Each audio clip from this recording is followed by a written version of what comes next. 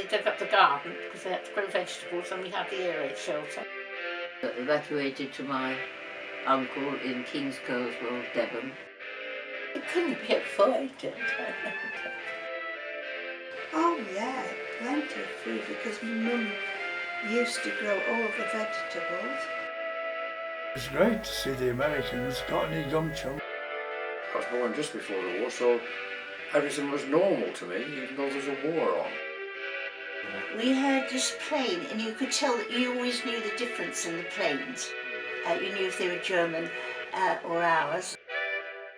We went walking along this road, and just as we got to the end, there was a bang behind us. And I heard this noise, and I thought, oh, aeroplanes, and it frightened me. I went to the top of the stairs and said, Mum, are they coming again? Handed the German government a final note stating that unless we heard from them by 11 o'clock, that they were prepared at once to withdraw their troops from Poland, a state of war would exist between us. I have to tell you now that no such undertaking has been received, and that consequently this country is at war with Germany.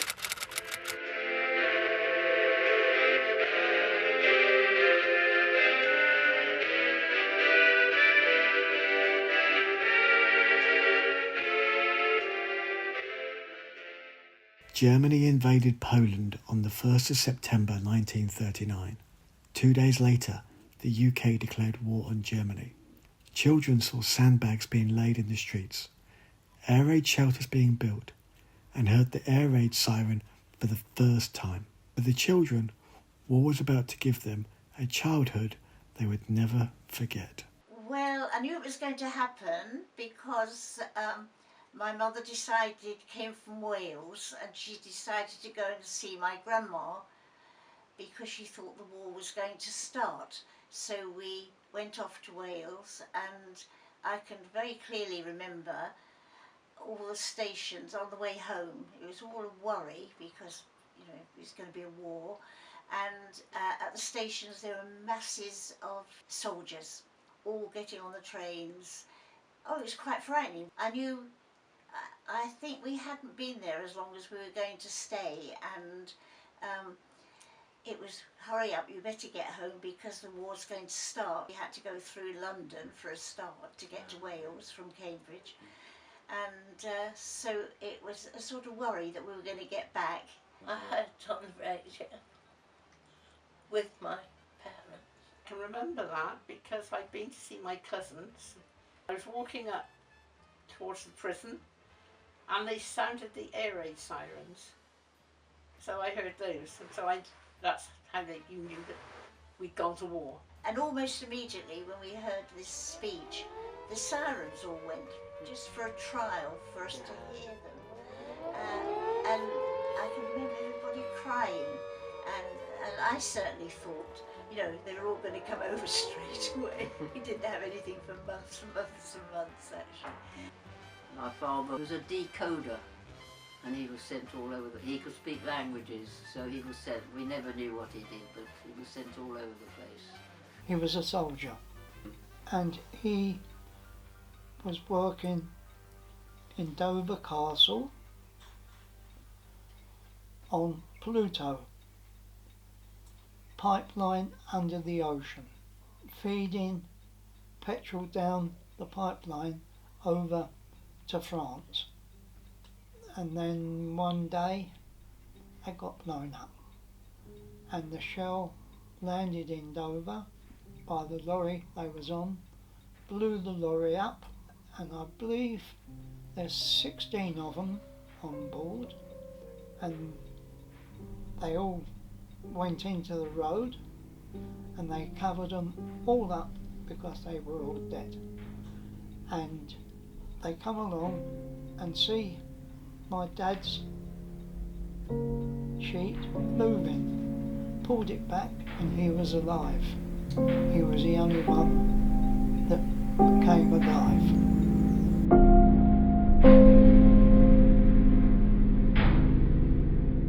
My father was in the First World War and got invalided out, and he'd been gassed, was one thing. I think he'd been shot as well. And so he wasn't in the greatest of health to take any sort of job. So when they got going, they bought the shop and ran it together. Well, everybody thought I was very lucky, but I didn't. I didn't like it. I suppose I saw a lot more in some ways living in a shop. We had Italian prisoners that were allowed out of their camp, which was just near us. It had wire around it, but they used to come to the wire and wave at us and say hello. They were kept in for quite a long time, and then they were allowed to come into the shop and buy things and sell these wooden toys. They sold them to buy fags, really. But then later on we had Germans there, and they were very sullen. They didn't wave at you. They just stood there, rather like that. And they weren't ever allowed out. We had a Morrison shelter, which was an indoor one, and then there was wire brackets or wire meshing around. We used to sleep under there. Was always getting told off because as kids you wouldn't go to sleep when you're all sitting there talking and playing cards. They dug up the garden because they had to grow vegetables, and we had the air raid shelter. So they dug a hole in the ground, and then you had the bit sticking up, and then people sort of covered it with earth at the top, and they very often put sort of flowers. So you went down. So when you went in, you had the steps, so you'd have to go down into the shelter. Well, we had a lot of food to stuff.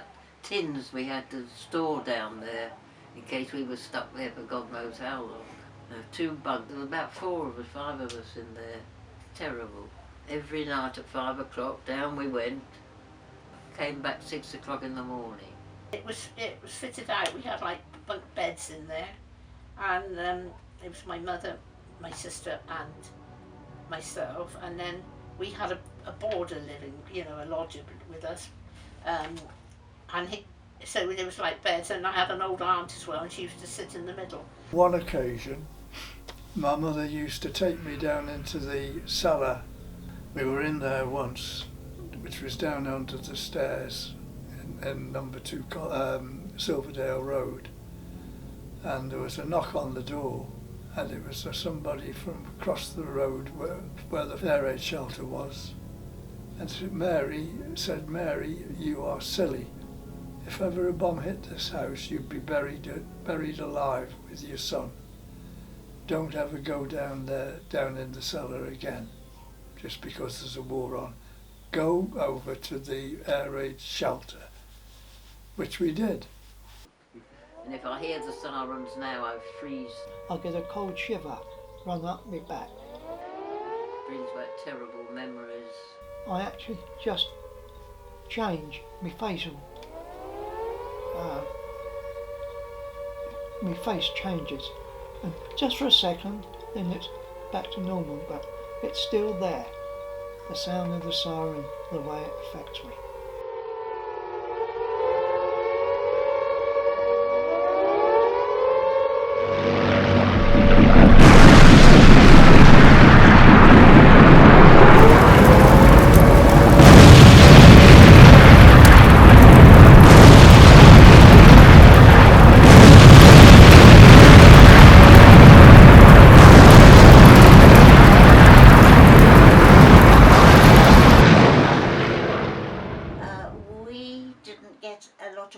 During the day usually. We had sirens probably that were on all night, so we were having to stay in, but during the day we didn't have many raids. It's mainly, they didn't bomb us, they were going over, the planes were really going over to, I think it was Coventry and places like that, so we hear them going over and over and over for hours. And we only got the bombs if they had them spare, I think, and wanted to get rid of them. This noise, and I thought, aeroplanes, and it frightened me. I went to the top of the stairs and said, Mum, are they coming again? I can remember looking out of the bedroom window at midnight or at night time and see the fires blazing away in the London docks when they were bombing the docks. And Granddad was saying, look, they're at the docks again, let's got them again. Get out and get them up there, get them. About to start to decide to go to a relative north of London, and my uncle drove me through London. The day the blitz started that night.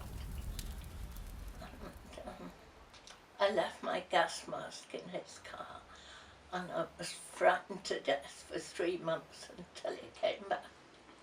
Bombed in 23 Morgan Avenue, Torquay.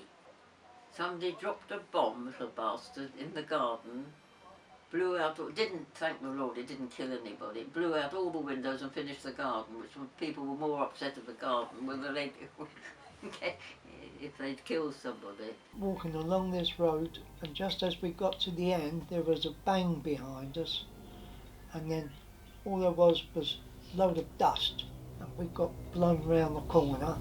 It turned out that it was a landmine, and it had just exploded and cleared half of the street, half the houses in the street. But I mean, it didn't mean much to me. All I know was there was a load of smoke and we got blown round the corner. We were well out. We used to get the bombers going overhead, and sometimes on the way back they'd get rid of their last bombs and they'd land in the country. Germans used to planes come over the sea, and very, you could see the pilot. The pilots used to wave like that, frighten the bloody life out of all of us. And then they used to shoot and drop their bombs. This was Torquay. They were called hit and run raids. Yes, nasty. We heard this plane, and you could tell that you always knew the difference in the planes. You knew if they were German or ours. It was noisy. Planes being shot down. It wasn't nice. A bit hairy, but you didn't take any notice of it. You just carried on doing what you was doing. Their biggest problem was the V1s, because they would come along, you'd hear them. You'd hear the fighters trying to shoot them down, and you'd hear boom, boom, boom, boom. That was the doodlebug, the flying bomb. And then all of a sudden they'd go boom, stop. Then everybody would stop. Where's it going to land? And because when it landed it blew up. No one knew where it was going. The air raid warden rushed down the road saying it's parachutists. We've got parachutists. But it was the V1s. Of course in daylight you could see what they were coming overhead. When the engine stopped, it either came down quickly or it glided. You were never quite sure. Christmas Eve, we were woken up in the morning. It was gone about 6:30 when they used to waken everybody up in the hospital, and there was lots of flashing and banging. Immediately they put all the lights out because the siren went, and it went on for some time intermittently, and then by 8 o'clock all the lights came back on again. Since discovered, because I didn't know at the time, that it was a German V1 rocket attack on Manchester, and it was the first attempt at launching V1 rockets on the north of England, and the last. Now the V2s, no one knew anything about them because they were rockets. You never heard them, you never saw them. You was there 1 minute and you was gone the next. They rained suburbs of London. And one landed on Woolworths lunchtime. And it wouldn't have hurt it coming. It was just that. Luckily, they invaded and managed to shut these places down. Otherwise, it would have been carnage. In 1939, children from cities and towns that were deemed unsafe were evacuated into the countryside. Down here, King's Kerswell, a little village, and I was sent down here for a year in 1940 because of the bombs in London. And I was here a couple of years, and I went to Torquay Grammar School, which was revolting. I did get sent away because Mum's brother married a girl up north, and after the air raids they sent me up there with them for a while. Terrible journey. We was struck, funny enough, it went through Dartmoor, and on Dartmoor, how I don't know, there was a raid. They were getting rid of their bombs before they went home, I suppose, and we had to get under the train. We were hours and hours and hours from London to Torquay. It must have a long time, no food, no water. We were picked up by the army one day from school. It was a dummy run for being evacuated. And we were loaded in the back of these army trucks and just taken down the road. They offloaded you and came back for another load. And then 10 minutes later they came and took us all back to school again. And then Mum decided to come up and see me with her sister, and then they took me back home. You're not staying here. And I gave them a farewell present because when Mum come up, they all disappeared out the house. They didn't want to see Mum and her sister. I got a pot of blue paint, bright blue paint, and painted the gas cooker all in blue. In January 1940, the government introduced rationing. The idea was that everyone got a fair share of food at the time of a national food shortage. I can remember having this little book and going round to the local post office, because it had sweeties as well, and being able to get some sweets because you had these little coupons. We used to have to weigh up all the stuff.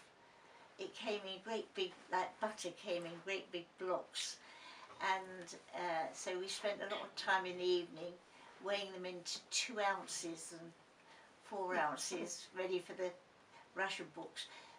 And loads of things came like that, had to be weighed up and packed: sugar, butter, lard. I seem to remember that you had a ration book and there were sugar coupons in there. You could either use them for sugar or sweets. The ones that concerned us were sweet coupons for sweets. You had coupons, you went round to the shop, you give them a coupon, they say, right, you can have so and so and so and so on that coupon.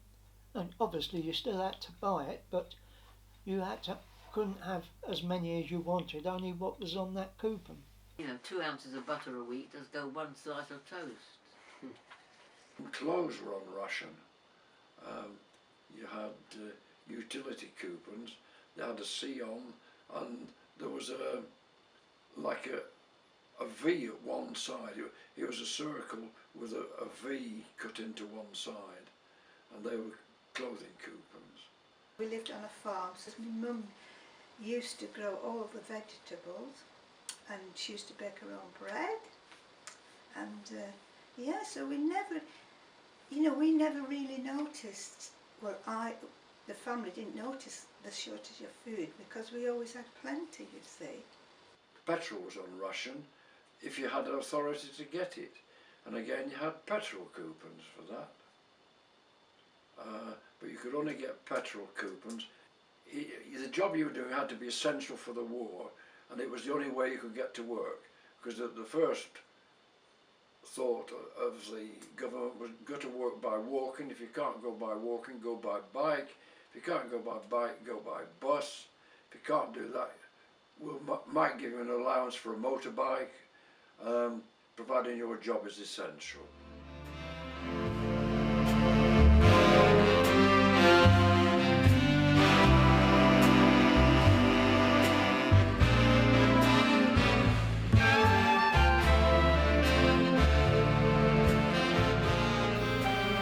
They would all get together at Christmas, and they'd all, because everything was rationed, they used to save their rations, all of them, and pull it, so they all had something to eat at Christmas. Just messed up with the family. Lived just down the road. That's all. Played Monopoly when it first came out. If my mum always used to say what we would like for Christmas, so she always used to get us the toy that we asked for, and usually a few games between us, because there were 7 of us, and I remember all the stockings lined up. We used to make rings, and rings was made out of any old paper that you've got, even wallpaper. I remember spending days before Christmas making paper chains, and we used to do them from one corner of the lounge to the other. You always had special little things like icing sugar mice and licorice tools, and just little special things that, you know, were usual for Christmas. Biology first. I know, it's better at the beginning. Lessons were done in the air raid shelter. And I was at the end, and I was the one who used to have to look out and send the progress of what was happening up above. We had lost a lot of our teachers.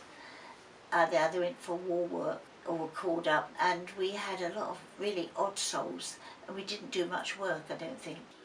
We used to write little plays about stupid things, which may well have included Hitler, and then perform them to the kids and try and charge them a penny to come in. We used to swap comics with somebody else. We'd probably have one comic, and a friend down the road would have another one. When we'd read ours, we used to go and swap comics round. The water was very bad, very bad, and it affected everybody. 2 inches, and you can imagine 2 inches of water like that once a week, but that was it. They turned the taps off. I mean, you couldn't get any more. All fences at the front of houses, which were mainly cast iron, were taken for the war effort to melt down to make into tanks and things like that. But strange to relate, they took them to the builder's yard that we used to play in. That was the local store depot.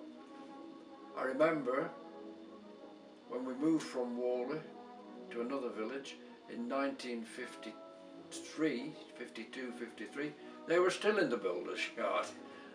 We didn't have too many planes, foreign planes, coming over. One did come over and it was blown up and it crashed. The pilot was killed, and the police quickly and the fire brigade fenced it off so children couldn't get to the plane.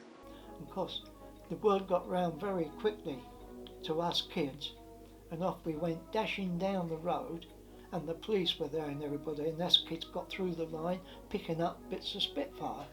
I don't know, we just collect, see who could get the biggest piece of shrapnel, I expect. Yeah, brought it back, great, whoa. Anyhow, that afternoon, the police come round, knocking at the doors. You were seen down by the Spitfire, we want the bits back, so they took the bits back.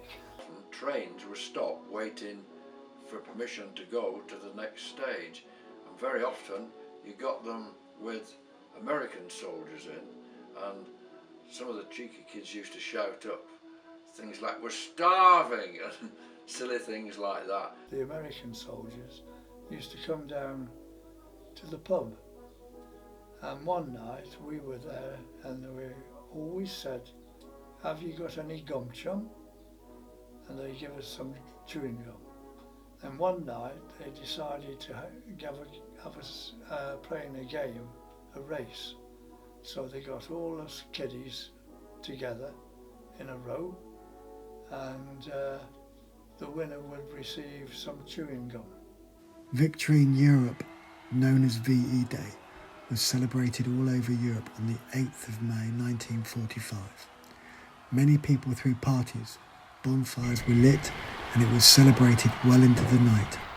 Well, when the war finished, and as I say, there was an American camp quite close by. There was a march past soldiers' bands through the town centre in Newcastle. Yes, we all had parties, and we had bonfires. I lived on a crossroads, and there was a big bonfire in the middle of the roads, and all the community round about, and had a party. Yeah. They decided to have a garden fete on the cricket ground. We all saved our food. That's all I can remember about that. We knew it was coming, and we knew we were going to have a street party for the end of the war. It was a case of everybody contributed. Somebody would take a plate of sandwiches and somebody else would take some cakes. And then at night, all the lights were on during the dark night. It was just nice to be able to put your lights on, not have the blackout up. There's a knock on the door and my dad's standing there. And I said, Mum, Grandad, it's Dad. And they said, don't mess about. I said, it's Dad. After the war, rationing was gradually stopping and eventually ending on the 4th of July 1954. I remember my mother saying, we've got to go to the greengrocer's. There's got some bananas in. I'd never heard of bananas. So we went to the greengrocer's in the village and there was a long queue and we got in this queue and eventually we got there and I think we were allowed 3 bananas and I didn't know what to do with it and my mum said, would you like some? I said, don't know really what to do with it. So she peeled it, cut a piece off the end, gave it me to eat, had it in my mouth for less than a minute and spat the whole lot out. I never tasted anything so horrible or mushy in all my life. I said, I don't want it no more, thank you very much, and I've never eaten bananas since. Just don't like them. Needless to say, she wasn't happy that I'd spit it all out.